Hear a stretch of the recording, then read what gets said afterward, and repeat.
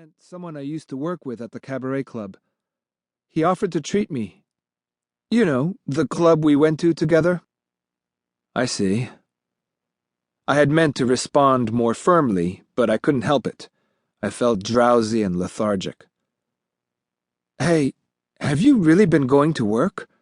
Lately, you always get home at a slightly different time, you know? As usual, she had changed the subject quickly. They gave me time off for some reason, but I'm going back next week. Driving a taxi doesn't pay much, does it? Are you sure it's okay to take time off? If you don't have any money, I'll have to find someone else to pick me up, won't I?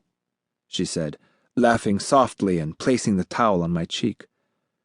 She got dimples when she laughed. It was as if they were the only part of her that remained unaffected by her life. Her dimples seemed childlike and incongruous on her. After sex, she became more and more talkative, as if she could pursue her own goals starting now. I used to know a guy who was a regular salaryman. He suddenly quit his job, and he just stayed in his apartment, doing nothing. Really? Then he turned into a molester. A molester? Yeah, on the Sayuko line in the mornings and evenings, almost every day. But he got arrested, and even though he managed to settle out of court, afterward he started getting high on drugs. Then what? He ran out of money. He started working as a male escort, but he still didn't have enough cash, so he sold one of his kidneys. I wonder how much he got for it. I don't know. Then his body gave out and he went to the hospital where they found out he was a drug addict, so he went to jail. I don't know where he is now. I'd like to know what came after. Why? What happened to the guy after that?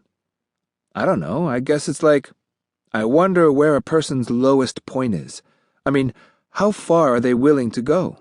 I said, and she laughed. There are plenty of strange people, and they don't need anything to make them act that way. People who seem like they're just trying to be bad. The last time I saw him, this guy was smiling like an idiot, pleased as punch. Was there something that made him be like that? Was it his childhood or something? Or maybe it was just that he wanted to be that way, plain and simple. He wanted to be that way? Yeah, as in, he wanted to become bad. You know what I mean? Look, don't lemmings commit mass suicide? It's like there are humans who are programmed with that kind of instinct too. Somehow, this conversation gave me the impression that she had specifically prepared these things to say to me. I don't know. But don't you think that would be kind of great?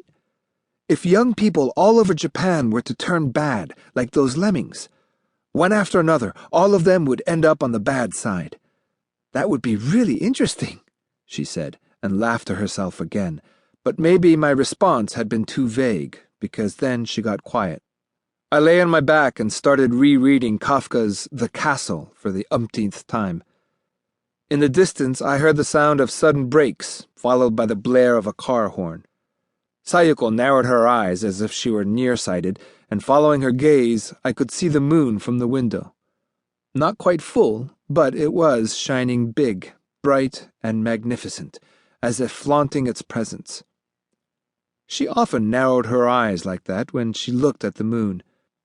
She said that on the first night after being abandoned when she was pregnant, the beauty of the full moon hovering in the sky had made her feel miserable.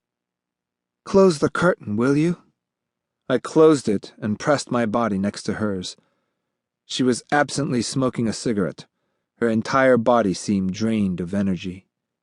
With her left hand, probably unconsciously, she was touching her own body like a caress, as if just testing it out. I thought to myself that we shouldn't have had sex after all. When I look at you, sometimes it gives me the creeps, she said. I didn't say anything.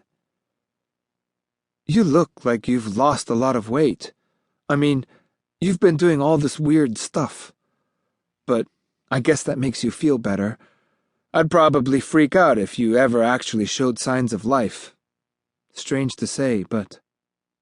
It was too early to go to sleep, but I closed my eyes. The next day, she would tell me